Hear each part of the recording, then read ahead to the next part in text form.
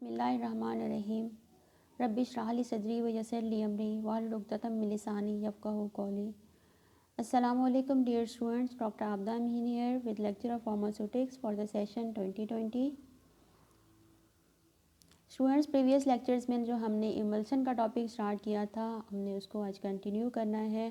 उसका last part आज हमने पढ़ना है। प्रीवियस लेक्चर्स में आपने पढ़ लिया था इमल्शन की डेफिनेशन, उसकी टाइप्स और चॉइस ऑफ इमल्सिफाइंग एजेंट। फिर उसके बाद हमने एक पढ़ा था प्रिपरेशन ऑफ इमल्शन कि इमल्शन को कैसे प्रिपेयर किया जाता है। तो उसी को जो है आज हमने उसका लास्ट पार्ट पढ़ना है जो है कि है स्टेबिलिटी ऑफ इमल्शन, कि इमल्शन की स्टेबिलिटी क्या है। तो इसको स्टार्ट करते हैं। पहले हम देखते हैं कि स्टेबिलिटी क्या होता है। किसी भी प्रोडक्ट की स्टेबिलिटी एक ऐसी कंडीशन या ऐसी प्रॉपर्टी होती है फॉर्मुलेटेड प्रोडक्ट की जो कि उसकी प्रॉपर्टीज़ को मेंटेन रखे, उसको स्टेबिलिटी कहा जाता है या ये प्रोडक्ट स्टेबल वो कहलाती है। Stability of emulsion means that a formulated emulsion should retain its original characters. एक इमल्शन की स्टेबिलिटी का क्या मतलब है कि दैट अ फॉर्मुलेटेड इमल्शन की जो इमल्शन तैयार की गई है, तैयार की हुई emulsion should retain its original characters, कि अपनी प्रॉपर्टीज़ या कैरेक्टर्स को रिटेन रखे या बरकरार रखे। जो उसकी प्रॉपर्टीज़ हैं उनका बरकरार रहना जो है, इमल्शन की जो प्रॉपर्टीज़ हैं उनका बरकरार रहना वो स्टेबिलिटी कहलाता है। That is as a size of globules. अब ये करेक्टर्स क्या हैं, इनमें बेसिक जो करेक्टर आएगा वो आएगा जो साइज़ ऑफ ग्लोब्यूल्स। जो डिस्पर्स फेज के जो ग्लोब्यूल्स होते हैं उनका साइज़ जो है वो उसको सेम रहे, उसके साइज़ में किसी किस्म का फ़र्क ना आए या वो डिज़ोल्व ना होना शुरू हो जाए, मुकम्मल तौर पर डिज़ोल्व ना हो जाए। And their uniform distribution throughout the continuous phase. और डिस्पर्स फेज के जो ग्लोब्यूल्स हैं उनका जो उनकी डिस्ट्रीब्यूशन है कंटिन्यूस फेज़ में वो यूनिफॉर्म रहे, यकसा रहे, पूरी कंटिन्यूस फेज़ में वो डिस्पर्स हुए हों, उनकी सेपरेशन ना हो या उनका एग्रीगेट्स ना बने, एग्रीगेशन ना हो। तो ये कैरेक्टर्स जो हैं ये मेंटेन अगर रहते हैं किसी इमल्शन में तो वो इमल्शन स्टेबल होती है। क्या स्टेबिलिटी में क्या है कि size of globules and their uniform distribution, के डिस्पर्स्ड फेज़ की जो है वो यूनिफॉर्मली डिस्ट्रीब्यूट हुई हो कंटिन्यूस फेज़ में या एक्सटर्नल फेज़ में, और उनका साइज़ भी जो है वो यकसा रहे। अब ये कुछ कंडीशंस हैं जिनको हम इनस्टेबल इमल्शन में काउंट करते हैं कि ये कंडीशंस हो जाएं तो फिर हम कहते हैं कि इमल्शन जो है वो स्टेबल नहीं है। इनमें क्या क्या है, कोल्सेंस है, फ्लोकुलेशन है, क्रीमिंग है और ब्रेकिंग है। सेंटर में आप देख रहे हैं कि एक गुड इमल्शन की पिक्चर दी हुई है कि साइज जो है वो ग्लोब्यूल्स का वो मुनासिब है और उसकी जो डिस्ट्रीब्यूशन है वो पूरी कंटिन्यूस फेज़ में डिस्ट्रीब्यूट हुए हैं डिस्पर्स फेज़ के ग्लोब्यूल्स। तो जो उसकी दूसरी कंडीशंस हैं कोल्सेंस में देखें आप, फ्लोकुलेशन है या क्रीमिंग है या ब्रेकिंग है।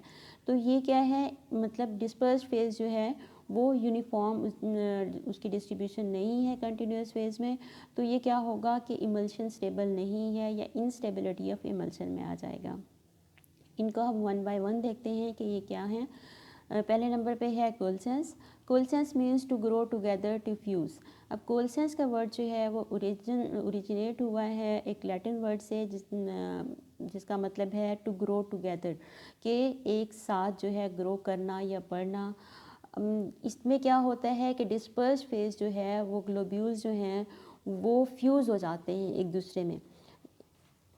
जो इसके ग्लोब्यूल्स हैं वो फ्यूज़ हो जाते हैं या मर्ज हो जाते हैं एक दूसरे में, और वो मर्ज होके एक बड़ा ग्लोब्यूल बना देते हैं। जिस तरह कि आपको नज़र भी आ रहा है कि छोटे ग्लोब्यूल्स जो हैं वो मर्ज हो जाते हैं एक दूसरे में और बड़ा ग्लोब्यूल बना देते हैं। Coalescence means to grow together, to fuse, के जो डिस्पर्स फेज के जो ग्लोब्यूल्स हैं वो एक साथ ग्रो करना शुरू हो जाते हैं, फ्यूज़ हो जाते हैं, मर्ज हो जाते हैं। The dispersed phase fuse to form the large globules. Dispersed phase के जो स्मॉल ग्लोब्यूल्स होते हैं वो मर्ज होके एक जो है वो बड़े ग्लोब्यूल्स बनाना शुरू कर देते हैं। ये कंडीशन जो है वो कोल्सेंस कहलाती है। और क्रीमिंग एंड सेडिमेंटेशन सेकंड है, क्रीमिंग एंड सेडिमेंटेशन। क्रीमिंग का क्या मतलब है, अपवर्ड मूवमेंट जो होगी इसकी डिस्पर्स्ड फेज के ग्लोब्यूल्स की वो क्रीमिंग होगी, और डाउनवर्ड मूवमेंट जो होगी वो सेडिमेंटेशन होगी। upward creaming and downward sedimentation movement of the dispersed globules in the continuous phase। कि dispersed phase के जो globules हैं वो या तो ऊपर की सतह पे इकट्ठे हो जाते हैं जिसको हम क्रीमिंग कहते हैं, और अगर वो नीचे उसकी तह में इकट्ठे हो जाते हैं तो उनको सेडिमेंटेशन कहते हैं। क्रीमिंग यही है कि किसी चीज़ के पार्टिकल्स का या ग्लोब्यूल्स का जो है ऊपर वाली सतह पर इकट्ठे हो जाना या आ जाना, उसको क्रीमिंग कहा जाता है। अब एक इमल्शन में, एक अच्छी इमल्शन है उसमें डिस्पर्स जो ग्लोब्यूल्स होते हैं वो मुकम्मल तौर पर कंटिन्यूस फेज़ में डिस्ट्रीब्यूट हुए हुए होते हैं, लेकिन अगर ये कंडीशन हो जाए कि उसके डिस्पर्स फेज़ के ग्लोब्यूल्स जो हैं वो उसकी ऊपर वाली सतह पे आ जाएं और जो या फिर उसकी तह में इकट्ठे हो जाएं, वहाँ पे एक लेयर बना दें, तो वो सेडिमेंटेशन होता है। तो अपवर्ड क्रीमिंग, अपवर्ड अगर ऊपर वाली सतह पे आ जाएंगे तो वो क्रीमिंग होगा, और अगर नीचे वाली उसकी तह में इकट्ठे हो जाएंगे तो वो सेडिमेंटेशन होगा। In creaming they form a thick layer at the surface of emulsion. Creaming में क्या है, वही बात कि जो उसके डिस्पर्स फेज के ग्लोब्यूल्स हैं वो ऊपर वाली सतह पे जो है वो एक लेयर बना देते हैं, और सेडिमेंटेशन में जो उसकी तह में एक लेयर बना देंगे। अब क्रीमिंग जो है वैसे एक टेम्परेरी कंडीशन होती है, लेकिन ये लीड कर सकती है, परमानेंट हो सकती है अगर ये कोल्ड सेंस में कन्वर्ट हो जाए। अच्छा, नेक्स्ट क्या है, क्रैकिंग एंड ब्रेकिंग। नेक्स्ट जो है उसकी कंडीशन क्या होगी, cracking and breaking. Separation of the internal phase from the emulsion is called the breaking. जिस तरह हमने पढ़ा था कि इंटरनल फेज़ को उसके साथ मिक्स किया जाता है with the help of emulsifying agent, फिर उसकी सेपरेशन मतलब नज़र नहीं आती। लेकिन अगर ये कंडीशन हो जाए कि इंटरनल फेज़ या डिस्पर्स्ड फेज़ जो है वहाँ से सेपरेट हो जाए, किससे, कंटिन्यूस फेज़ से या एक्सटर्नल फेज़ से, तो ये कंडीशन जो है वो ब्रेकिंग कहलाती है कि इमल्शन ब्रेक हो गई है। Separation of the internal phase from the emulsion is called the breaking. कि जो इंटरनल फेज होगी उसमें से वो सेपरेट हो जाती है और वो अलग से एक लेयर बना देती है। The coalescence of the dispersed globules take place and the two separate layers of the dispersed phase and the continuous phase are formed, which are difficult to redisperse by shaking or stirring to get the original product. The coalescence of the dispersed globules take place. कि जो कोलसेंस होती है उसकी disperse phase के globules जो हैं वो ऊपर वाली सतह पे जमा हो जाते हैं, लेयर जो है, and the two separate layers of the disperse phase continuous phase. ये जो है ऊपर वाली सतह पे जो है वो उसकी जो इंटरनल फेज होती है या डिस्पर्स फेज होती है, डिस्पर्स ग्लोब्यूल्स जो हैं वो ऊपर एक लेयर बना देते हैं, और कंटिन्यूस फेज भी जो है वो एक लेयर बना देती है। Are formed which are difficult to redisperse by shaking और stirring to get the original product. जिसको बाद में जो है ख़त्म नहीं किया जा सकता, उसको शेक भी करेंगे, उसको स्टेरिंग भी करेंगे तो पहले वाली प्रोडक्ट हासिल नहीं की जा सकती। थोड़ी देर बाद वो दोबारा इसी कंडीशन में आ जाते हैं, यानी कि उनकी जो लेयर्स जो हैं सेपरेट हो जाती हैं, उनमें जो ब्रेक हो जाती है इमल्शन, उसको सही नहीं किया जा सकता, चाहे उसको शेक किया जाए या उसकी स्टेरिंग की जाए। फोर्थ है flocculation. The individual particles of the dispersed phase come in contact with each other to form the loose aggregates and create a network-like structure.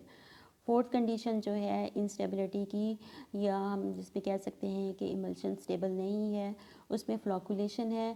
कि जो डिस्पर्स्ड फेज़ है या उसके ग्लोब्यूल्स हैं, जो इंडिविजुअल अलग अलग पार्टिकल्स हैं, वो एक दूसरे के साथ जुड़ना शुरू हो जाते हैं, उनके साथ कांटेक्ट में, एक दूसरे के साथ कांटेक्ट में आना शुरू हो जाते हैं। The individual particles of the dispersed phase, जो डिस्पर्स्ड फेज के पार्टिकल्स जो होते हैं, come in contact with each other, एक दूसरे के साथ कांटेक्ट में आते हैं, एक दूसरे के साथ जुड़ जाते हैं, to form loose aggregate and create a network like structure.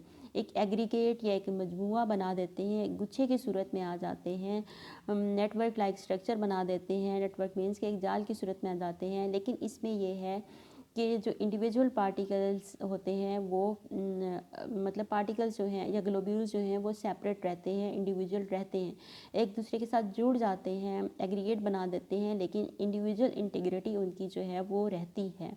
जबकि कोल सेंस में वो मर्ज हो जाते हैं, फ्लॉकुलेशन में मर्ज नहीं होते, ये एक दूसरे के साथ जुड़ के एक नेटवर्क बना देते हैं। ये कंडीशन जो है फ्लॉकुलेशन होती है। अब इसमें हमने जो चीज़ें पढ़ी, 4 पॉइंट हमने पढ़े इसकी स्टेबिलिटी ऑफ इमल्शन में। कि कौन से हैं, कि एक गुड इमल्शन क्या, स्टेबल इमल्शन क्या है, कि उसके जो पार्टिकल्स हैं डिस्पर्स फेज के जो ग्लोब्यूल्स हैं वो उनकी यूनिफॉर्म डिस्ट्रीब्यूशन हो, उनका साइज़ जो है वो यूनिफॉर्म रहे। अगर ये कंडीशन नहीं होगी तो फिर कौन सी कंडीशंस प्रोड्यूस होती हैं जो कि इमल्शन को स्टेबल नहीं रहने देती, या इमल्शन जो है वो अनस्टेबल हो जाती है। इसमें क्या है, कोलसेंस है, फ्लोकुलेशन, क्रीमिंग और ब्रेकिंग। कोलसेंस क्या हमने पढ़ा कि जो ग्लोब्यूल्स हैं वो मर्ज हो जाते हैं, फ्यूज़ हो जाते हैं एक दूसरे के साथ और लार्ज ग्लोब्यूल्स बना देते हैं। जो स्मॉल ग्लोब्यूल्स होते हैं वो मर्ज होकर लार्ज ग्लोब्यूल्स बना देते हैं। क्रीमिंग क्या होता है कि जो डिस्पर्स फेज के ग्लोब्यूल्स हैं वो ऊपर वाली सतह पे जमा हो जाते हैं, एक लेयर बना देते हैं, थिक लेयर बना देते हैं। और सेडिमेंटेशन के जो डिस्पर्स फेज के ग्लोब्यूल्स वो उसकी तह में एक लेयर बना देते हैं। और क्रैकिंग और ब्रेकिंग क्या है कि दोनों फेजेस जो हैं वो सेपरेट हो जाएं। जो डिस्पर्स्ड फेज़ है और कंटिन्यूस फेज़ है ये सेपरेट हो जाएं तो वो क्रैकिंग या ब्रेकिंग कहलाता है। और फ्लोकुलेशन क्या है कि जो डिस्पर्स फेज के ग्लोब्यूल्स हैं वो एग्रीगेट बना देते हैं, एक दूसरे के साथ जुड़ जाते हैं या इन कांटेक्ट आ जाते हैं एक दूसरे के साथ और एग्रीगेट या नेटवर्क एक नेटवर्क की तरह स्ट्रक्चर बना देते हैं, नेट की तरह स्ट्रक्चर बना देते हैं। ये कंडीशंस जो हैं वो स्टेबिलिटी ऑफ इमल्शन में आती हैं। और एक और पॉइंट दिया हुआ है यहाँ पे, many moulds, yeast and bacteria can decompose the emulsifying agent disrupting the system. कि इन कंडीशंस के अलावा जो हमने पढ़ी, coalescence, flocculation, creaming, cracking, sedimentation वगैरह जो हमने पढ़ी, इनके अलावा जो है कुछ माइक्रो ऑर्गेनिज्म जिनमें मोल्ड्स मतलब फंजाई हो सकते हैं, यीस्ट हो सकते हैं, बैक्टीरिया हो सकते हैं, ये इमल्सिफाइंग एजेंट को ख़त्म कर सकते हैं या तहलील कर सकते हैं, उसके अज्जा में डिवाइड कर सकते हैं, उसको डिकम्पोज कर सकते हैं और जो कि पूरे सिस्टम को ख़त्म कर सकते हैं या उसको तोड़ देते हैं, सिस्टम को ख़राब कर देते हैं। सिस्टम के ये जो इमल्शन का सिस्टम है उसको ख़राब कर देंगे। तो ये भी एक उसकी कंडीशन है। यहाँ पे हमारा आज का लेक्चर ख़त्म होता है। Thank you.